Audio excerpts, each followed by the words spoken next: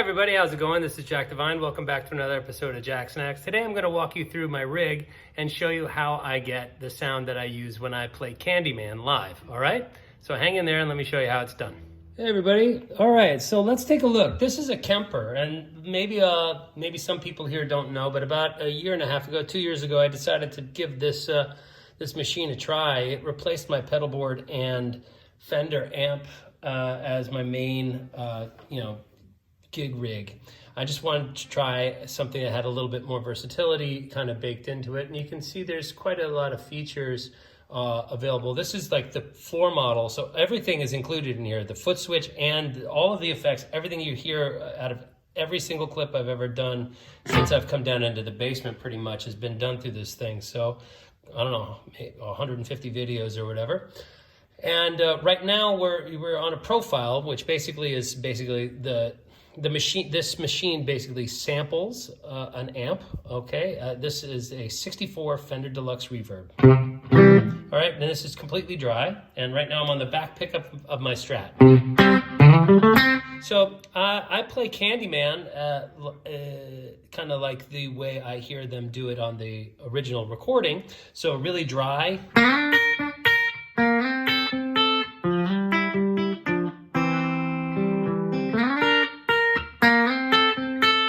Kind of effect, okay? So real dry during the verse, you know?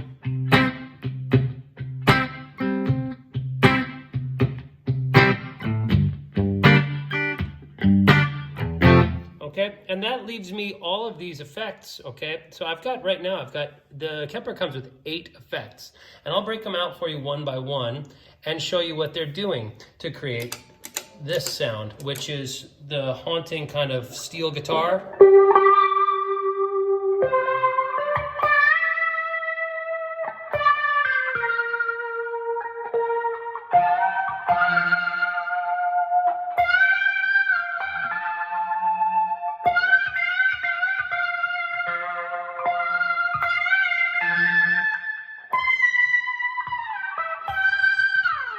That kind of effect, where that really kind of haunting wah-wah, Leslie, compression, steel guitar. So obviously you're going to have the bending ability to kind of create those effects, right?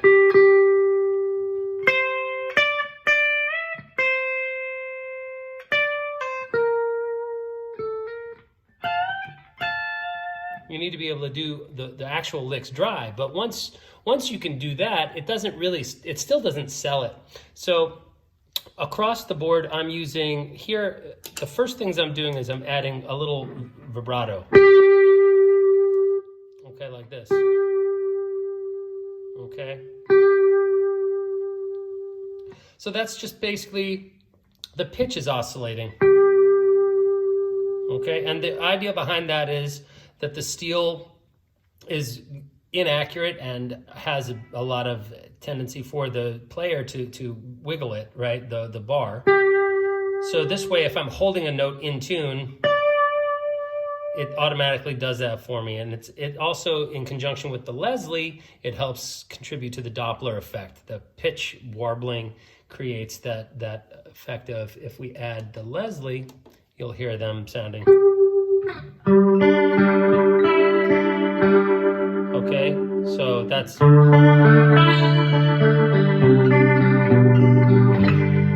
okay.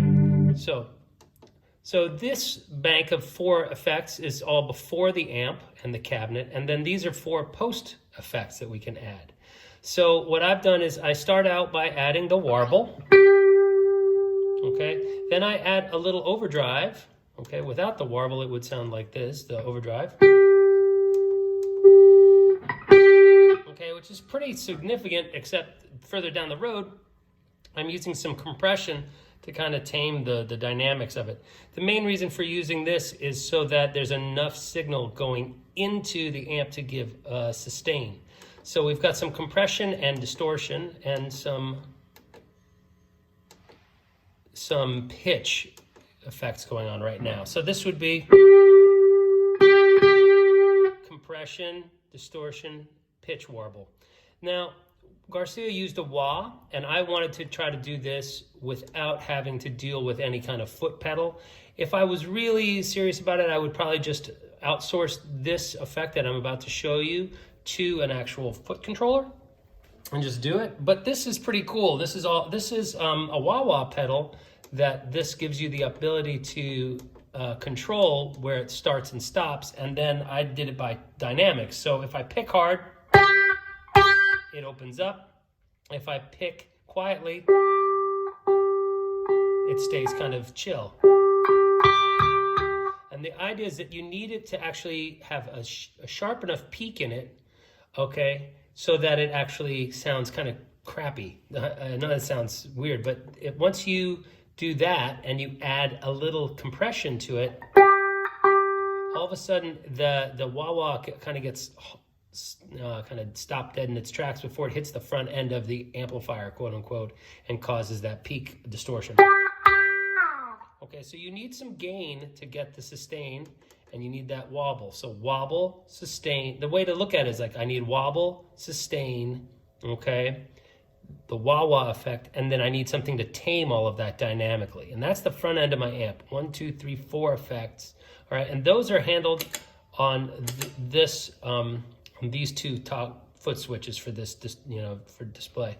Now over here, this is a Leslie effect that I'm adding in post, okay? So now I can turn on those 4 effects with just, those 2 buttons. Ultimately, this could all be stored to just a single preset here, and I could go from whatever sound I'm using to this sound, okay? But for this purposes of this display, I want to show you. So now we've got our compression is over here, and you can see it's on, and this one here is color-coded to the same thing. This is actually a second compressor that I have built in to kind of rein it in. So now we have 2 compressors, one on the front end, one on the back end, and that leaves our time effects for the end. So we've got here in this block, we have a delay and a reverb, okay? So right here, you're gonna see this right here. Let me get rid of the reverb. I'll show you, this is the delay. And the trick to this is that you want it to not have a lot of bass in the repeats. Otherwise, when you hit the delays, the thud of the attack muddies up the signal. You want to get rid of that low end early. So there's a nice feature in here where you can filter out the low end of the delays. Also, you can shave off highs, which I'm not doing so much of because on the recording off of American Beauty, there's some kind of interesting high-end crunching that happens and gets caught in whatever situation they have going. So I'm actually hoping that the delay kind of contributes there. And then last but not least, we've got a nice big long like reverb here. So this is marked as easy reverb in the machine. And my understanding is it's like a big plate, but if you'll notice, I have like almost 2.5 seconds or 2.7 seconds of decay time, quite a lot of mix. All right, the reverb itself is actually being modulated. I don't know whether or not you can see that there. And then I'm cutting the highs of the reverb at around 2.7K, and I'm rolling off the low end of the reverb as much as possible. And all these things together combine to yield this sound. When I go, and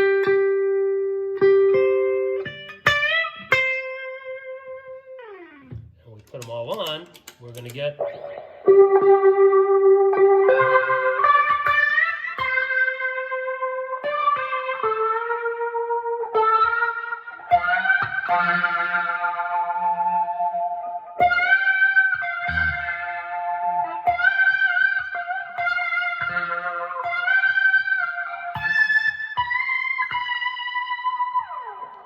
and that is pretty close for not having a pedal steel and not having a real Leslie and not having anything and just spending maybe an hour or 2 with this device to go from that to from 2, 3, 1, 2, 3.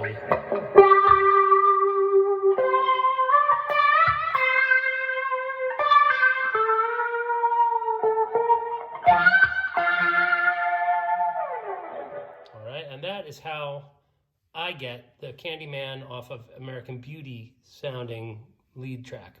What's going on in terms of the playing, that's up to you, or maybe I can break this out into a secondary lesson and actually teach you the solo off the record or my kind of approximation of it. But that's what it takes. It's quite involved actually. But the thing that's nice is the compression keeps it from dynamically getting way out of control. When you don't have those compressors in there, it screeches. The high end really, I mean, it gets way out of control with the wah-wah circuit. So one of the things that's nice about compression is you can use it as an equalizer because it's compressing, and as it does that, highs tend to get muted. So you can count on your high-end content going down when you apply a lot of compression to a signal. Anyway, at least I learned that from being in the recording studios over the years.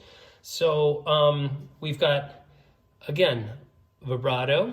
Let's break it down again. We'll just do it real fast before the end of the thing. And we'll just go. It really starts to come together as you add the time-based effects. But here we go.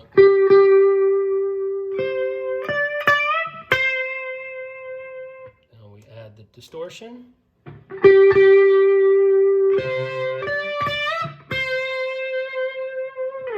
Okay, add the wah.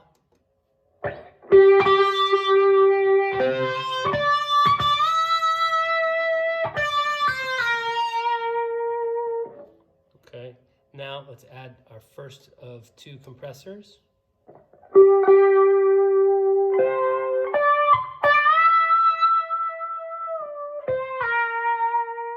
And you can see how that tamed the high end, right? Then we go here, let's add the Leslie.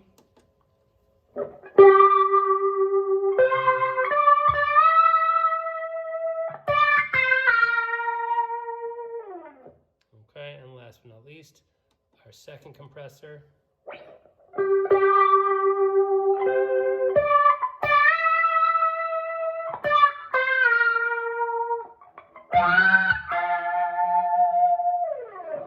Then we add delay, and then we add reverb.